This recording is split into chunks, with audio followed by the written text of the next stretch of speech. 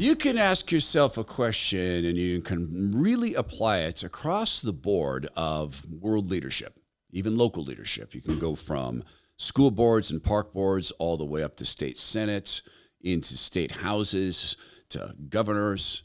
You can go to the top of the tip of the top and you can ask a question. Are we dealing with petulant children or are we dealing with statesmen and public servants? And I don't know that it's necessarily that hard to look at this and say there's a lot of petulant children running things. Are they any of them? Do they have any signs of being a public servant? In Washington, D.C., President Trump is being, of course, what's the phrase? What's it again? It's what? Oh, that's right, literal Hitler, because he has federalized the Washington, D.C. police force, because that's extreme. It is utterly, it's never been done other than the 210 days of Biden's first term where the city was on virtual lockdown with National Guard members guarding everything and checkpoints and fences all around. Other than that, this has never been done, other than the other times it's been done. And what President Trump is doing is, of course, very bizarre and very extreme because he is having police officers who are told to enforce the law go enforce the law. That's troubling. It's not troubling to have allowed crime to run rampant or to have had a D.C. police commander apparently falsifying crime statistics. Now, he's been arrested for that. And the union that backs up police officers, the police officers union has said, yeah, they're doing this. This is a habit of them. So are we dealing with petulant children or statesmen and public servants? A reporter asked, and this is an unfair question. You have to admit this is deeply unfair because it's very technical. So a reporter with a deep knowledge of military command structures and police command structures, he asked the police chief in D.C., asked her a question. Her name is Pamela Smith. And he asked her a question about, well, it's just a very technical term. And I know that's going to come up. That's what the chain of command is now? What does that mean? Well, is it Pam Bondi speaking to the mayor, speaking to you, or how does this work? So the executive order is clear. The president has requested MPD services, and our home rule charter outlines the process. The president designated Attorney General Bondi as his proxy. We need to watch this again. Services through me. Because the police chief begins to answer the question. And then a lawyer type steps up to, the question was, do you know what the chain of command is now? And the D.C. police chief, Pamela Smith, says, what does that mean? If you've ever watched an episode of MASH, you've seen the chain of command. If you've ever watched a police show, you've heard a reference to the chain of command. The people who are being put in charge of us are people who don't even have a light dusting of cultural understanding of the culture of law enforcement, which relies upon chain of command. And in fact, it used to be the case that a lot of cops had served in the military or in fact been cops. So let's just watch this again here. That's what the chain of command is now? What does that mean? Well, is it Pam Bondi speaking to the mayor, speaking to you, or how does this work? So... I mean, give the lady in the yellow jacket some credit. She recognizes, what does that mean?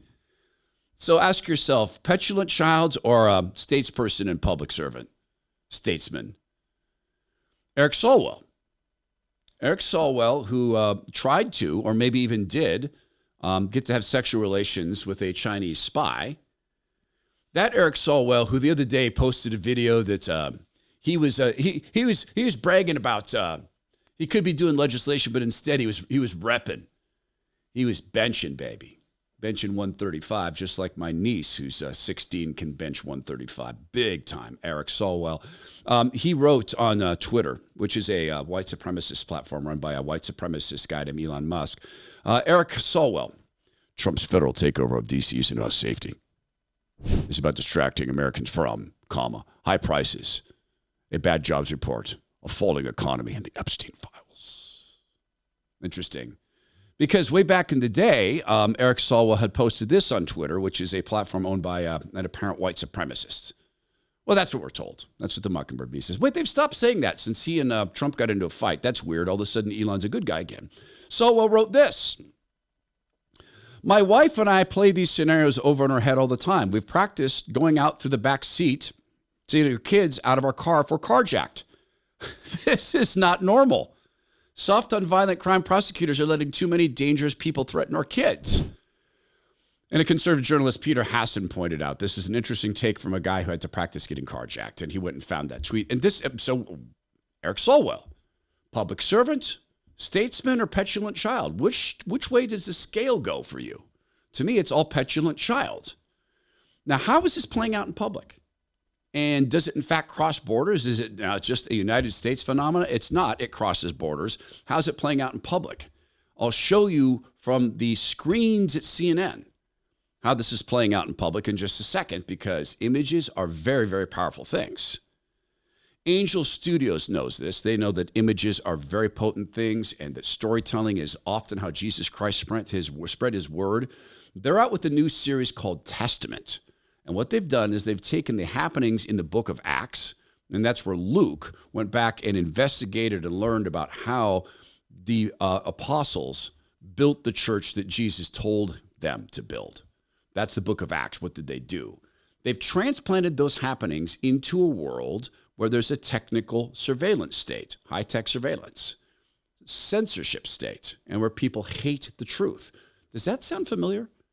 You can stream Testament right now by becoming a premium Angel Studio Guild member. Go to angel.com/Todd. You can stream Testament. You will also get 2 free tickets to all their theatrical releases. You get to vote on the stories that they tell and distribute and with which they change culture. Stories like they've done before, Sound of Freedom, King of Kings, and now the series Testament. Go stream it right now at angel.com/Todd. So CNN, this guy on CNN, I don't know how long he can keep his job because he keeps bringing news out that people in CNN must hate. And this has to do with President Trump's handling of crime versus that of figurehead Biden or the Democrats. I think this sort of gives the game away here because Donald Trump is like Air Jordan towering over Joe Biden when it comes to their handling of crime. Look, in 2024, look at where Biden's net approval was on crime. Way underwater there at minus 26 points. It was one of Biden's worst issues. Granted, pretty much every issue was one of Biden's worst issues. And again, look at where Donald Trump is.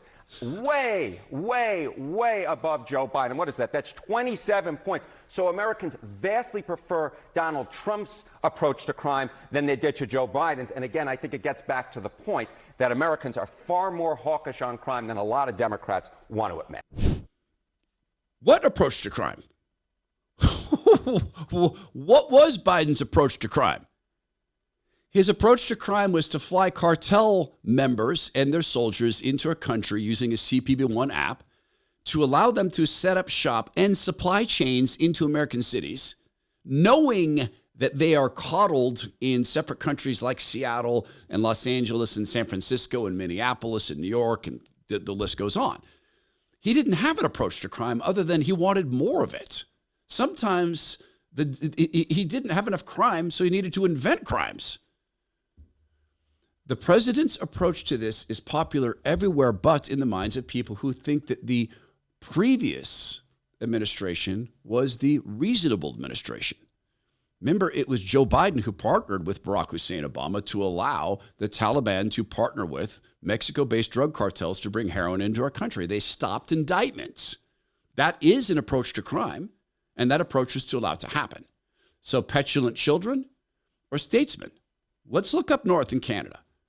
So in Canada, there's been these wildfires. I live in an area of the country, North Idaho, where we get wildfires, and there's something you need to be serious about. But one of the things we don't do here is go out and become petulant children or little handmaids telling people what they can do and not do.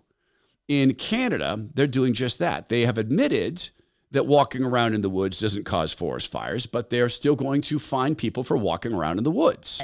Me going for a walk in the woods is going to cause a fire. I can understand why people think that that's ridiculous. But the reality is, it's not that you might cause a fire. It's that if you're out there walking in the woods and you break your leg, we're not going to come and get you, because we have emergency responders that are out focused on a fire that is threatening the lives of New Brunswickers. And if you take your boat out fishing in a pond in Crown Land and you capsize, we're not going to be able to come and help you out, because our first responders are focused on an immediate and serious threat to our province. And so it's the possibility of diverting emergency resources away from where they are really needed. That is Susan Holt, who is the Premier of New Brunswick. So we're not going to do that. We're not going to let you walk around. And what they could have just said is, hey, by the way, if you go walking in the woods, we're not coming to get you. If you break your leg, you're on your own. If you break down in the woods, handle it. We're not going to come and get you. They could have that message go out, and guess what? A lot of sane people would say, I'm not going in. Other people would say, you know, I've been hiking in the woods my whole life. I'm not afraid of breaking a leg. It hasn't happened before. It's not going to happen again. If it does, I'll take care of it. Jeff Everly is a Canadian military veteran, and he decided to go out and test the fine they were going to levy on Canadians. He thought it was about $25,000 for hiking in the woods, so he did go test this. This is the Department of Natural Resources, where the conservation officers work, who issue $25,000 fines for going in the woods. But back here, this is the woods. So I have a couple of conservation officers with me right now who are not on camera, but have advised me that if I go into the woods, if I defy their orders to go into the woods, then I will be fined. And they also said that they would double my fine to $50,000. So I'm going to walk down here and go into these woods.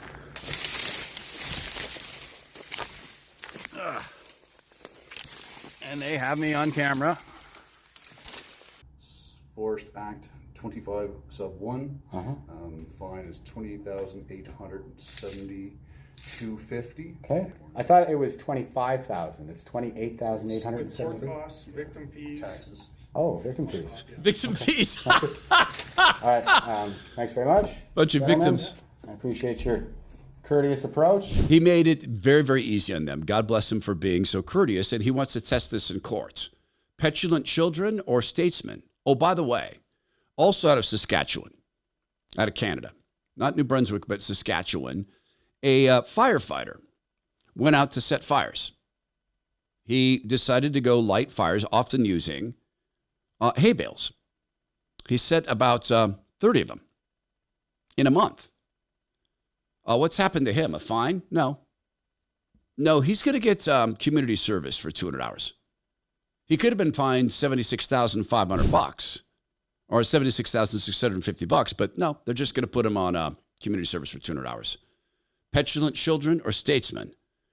It is happening across the world, and I'm leaning towards 100% petulant children.